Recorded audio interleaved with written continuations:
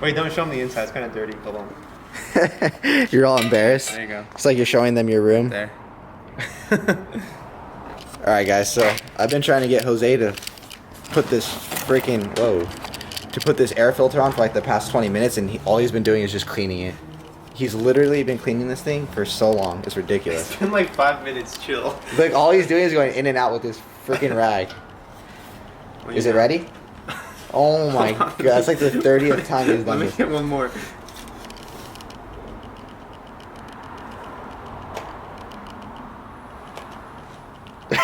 You're so stupid. All right, I think we're finally ready to start installing this stuff. So we're gonna do a little bit of a step-by-step. This shouldn't be too bad of an installation. I think it's gonna take like 5 minutes. So Jose keeps on telling me it's gonna take like an hour. No, this guy keeps telling me it's gonna take us like 20 minutes. When in fact it's gonna take us like 2 hours. I don't see why it wouldn't take 20 minutes. So it's 1:30 right now. All right, let's start. Let's start. Go, go, go, go, go. All right, guys. So first we're gonna go ahead and put the actual filter on itself. I'm trying to convince Jose that we don't need instructions, but he keeps wanting to look at instructions. So despite me saying that we don't need instructions, Jose pulled the instructions up. So we're going to go with putting the air filter on first. Alright, so now that we have that on, we need to take off the air intake for his car. First things first, we need to take off the old stock system, remove the battery along with the battery tray. We need to remove the breather hose, the coolant hose, and the bracket holding the EVAP service port, whatever that is. Alright, well let's get to it. And then more coolant. It's been a minute since you worked on the cordless. It's been a minute since I worked on cars, honestly. No, actually you've been working on your car though. A little bit. A little Teggy.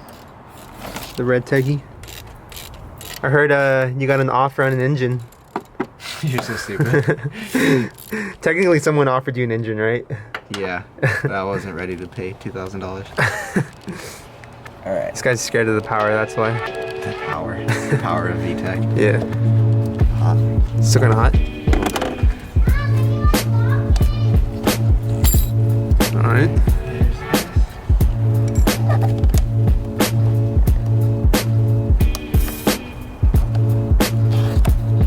Alrighty guys, so when we took the air filter box out, after we took these screws off, there's actually some clips back here, and these clips go to here.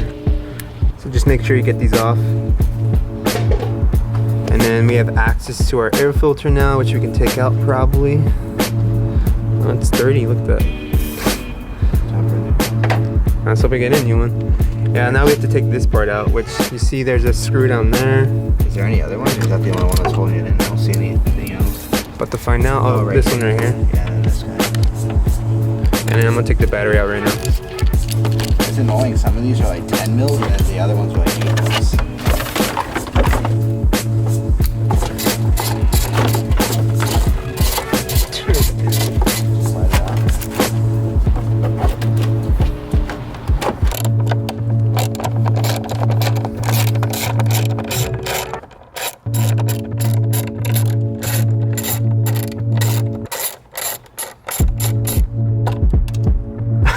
Did you drop it? Yeah, but you don't need it anymore anyways.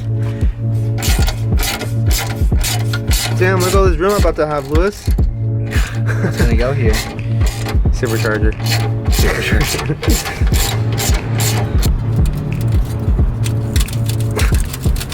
What's holding it? Yeah, there's bolts right here. Is there? Yeah. Alright guys, so we took this metal tray out that holds the battery. I don't know necessarily if we need to take it out, but we took it out for precautionary measures. There's 2 bolts that hold it in. The first bolt is actually gonna go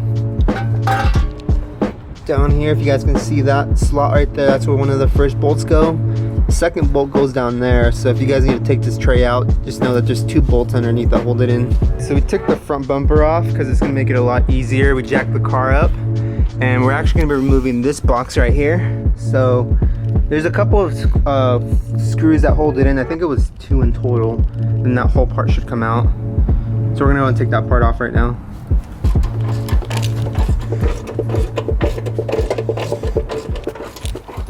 What's this from?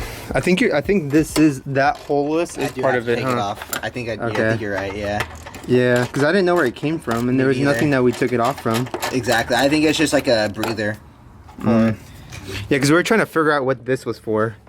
Because I don't remember taking anything off of this. But it looks like it's also attached to that same box, so we're gonna go ahead and take it off right now. So the nice thing about not having the wheel with the wheel wells or whatever this shield is called, it makes it a lot easier to take stuff off like this. I should probably buy one though, because if I put this intake in, then I don't want to get wet with water. I always tell Jose to get quick releases too for his bumper, so we don't have to take the bumper off every time, but he always declines to get those. So I don't know. What do you guys think? Should he get some? I think he should. Something to match the wheels or something. I was like, no comment. I don't know. We'll see what you guys say in the comments.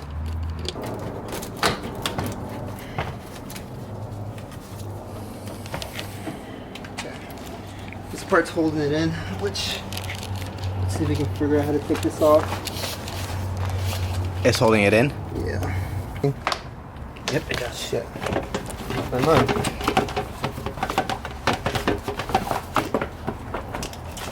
There you go. Alrighty guys, so as you saw, we took all these pieces out. Kind of had to shimmy some of this stuff through, like the intake box that went in here. Kind of pulled that through.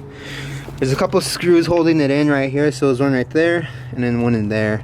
As you can see, this whole part is exposed now. So now we're gonna go ahead and put the new air filter on. Alright guys, so basically, next thing we're going to do, we got everything off, so we're going to start installing the intake now. Now, unfortunately, we keep on calling AEM, and they keep sending us parts, but they keep forgetting 1 or 2 parts.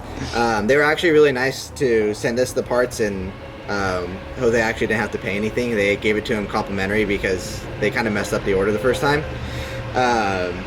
But this tube right here is what's going to run the air from the intake to the engine. So that's going to replace this top part right here. So this plugs into the back of the engine right here. So we're going to take that out, and then this is going to run through the top and then into the new intake. So we're basically getting rid of this line. Unfortunately, they're supposed to send a 5/16 inch hose as well, which is going to be a little bit smaller than this, to run your coolant lines from here to the back of the engine. It's kind of hard to see, but basically we're getting rid of this big bulky metal piece and replacing it with 2 rubber lines. We're just missing one of the rubber lines. So for right now, we're going to keep this piece in here and just install the air lines, and then we're going to go to AutoZone later and get some coolant lines. Yeah, the 5/16 inch coolant lines to replace these, but we're gonna have to do that later because Jose is blocking my car. We need to get this thing installed. Yeah, so if we didn't get it one more time, you're supposed to connect this hose, which is right here, to the other hose that, if you guys can see, let me see real quick. That hose right there with that clamp, they're supposed to go together, but the way they run this is they run it up towards this, which is kind of like glued together, and then they run the hose back down to connect down there.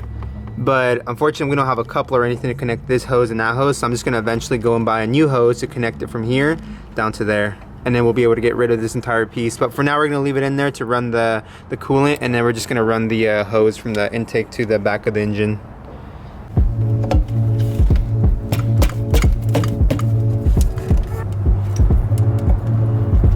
That should be good.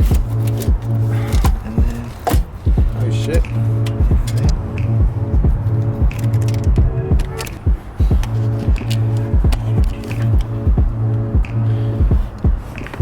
You'll feel it.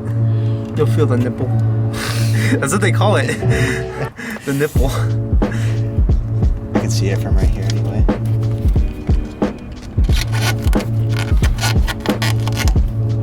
Look at that. Sick, and then I could tighten it from right here. Snug fit.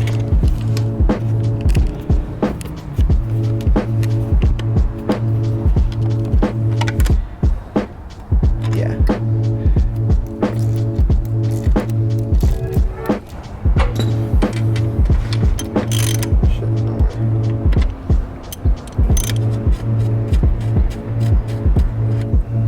I'm supposed to be at home relaxing, Louis.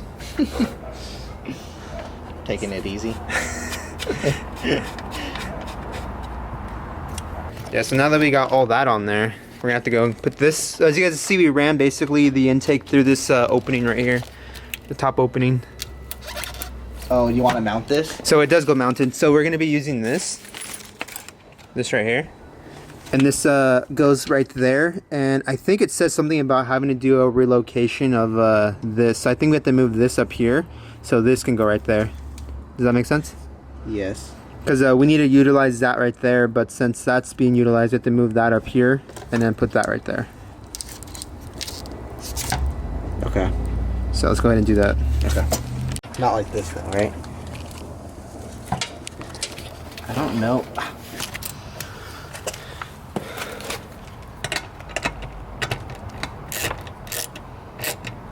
Alright, so as you can see, we relocated this right here. This used to go down there, moved it up, and now we're gonna go ahead and attach this right here. So now the intake doesn't move. Well, it does, but it ain't going nowhere. And that's basically it. So what it looks like so far. I mean, at this point, we just gotta put the battery back in. It's not bad, it looks pretty nice. Alright guys, so we basically put the cold air intake, as you guys can see, put the battery back on. And this is basically what it looks like. So as you can see, we got rid of a lot of the plastic trim that was in here. So it gives you a lot more room, which is actually pretty nice. Now I actually just got to detail the inside of the engine bay.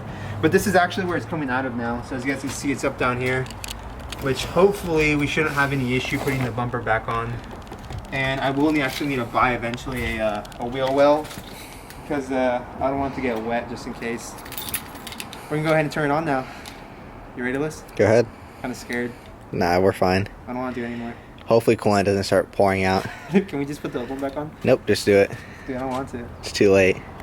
Want me to press it? Yeah, can you push the button?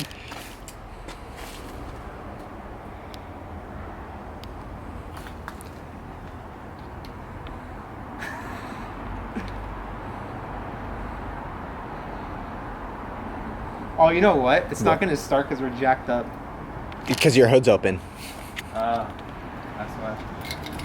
We're just testing the safety features on the DS4. Yeah, so it knows when the hood's open. So if he's ever doing an oil change or anything like that, it's not going to start the car. So we're just messing around.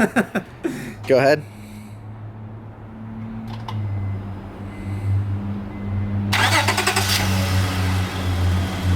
Alright, nice and quiet. Let it warm up for a little bit and then we'll give it a couple of reps. That engine's warm, Jose. I burnt myself on it like 5 times already.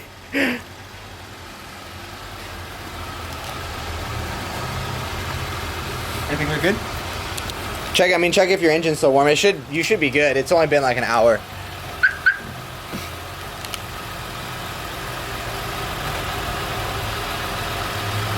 Alright. Got no codes? We're good? Alright. Might take 60 miles to read the codes. Does it? Sometimes. Alright. Engine says it's cold. Cold? Alright. We'll let it heat up for a minute and then we'll go ahead and get back to you guys and let you know what this thing sounds like. Go for it. I did it. I heard it.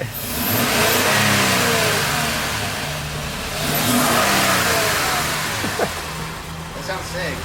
I hear like a little... It's like in the very beginning, watch. That like, Do it again? Oh yeah, dude, it's because you're not hitting it all the way. But we'll do it on the freeway. I can hear it because once you hit like 6,000 or 7,000 RPM, that's when it really opens up.